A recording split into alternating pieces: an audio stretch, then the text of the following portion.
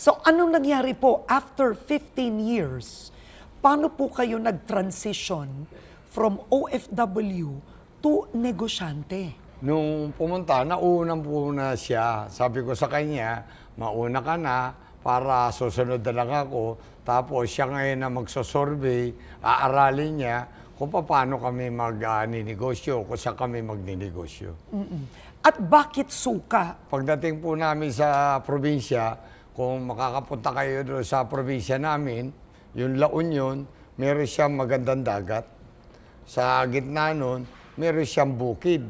Tapos merong mga kabundukan. Kaya ganun kasimple yung namin, probinsya namin.